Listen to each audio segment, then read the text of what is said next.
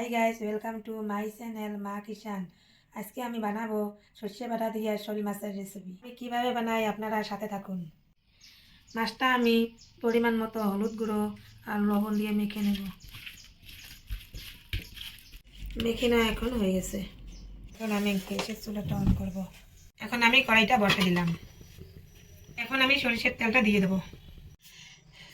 তেলটা হিট হয়ে গেছে, এখন আমি মাছগুলো দিয়ে দেবো।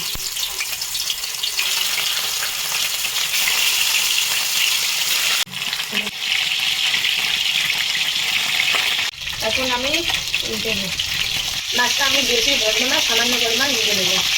মাছটা সামান্য পরিমাণ ভাজা হয়ে গেছে, এখন আমি নামে নেব। সামান্য পরিমাণ পাঁচফোড়ন দিয়ে দেবো, পেঁয়াজ কুচি দেবো, ধরে দেবো। পিসগুলো এরকম করে লাল লাল করে ভেজতে হবে। বাটাটা দিয়ে দেবো। আমি গুঁড়ো দিয়ে দেবো, লবণ, মরিচ গুঁড়ো, হলুদ গুঁড়ো দিয়ে দিলাম।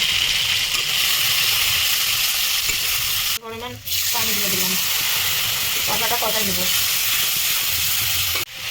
মশলাটা আমার ভাজা হয়ে গেল, এখন আমি মাছটা দিয়ে দেবো।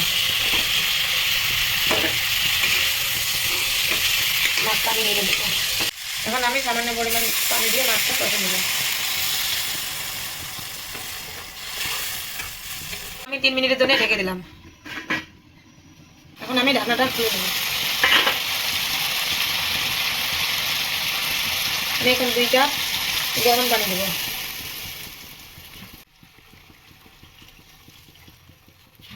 এখন আমি নেড়ে দেবো।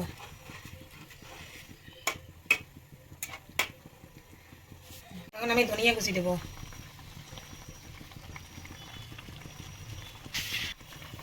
এখন আমি সামান্য পেঁয়াজ কুচি দেবো।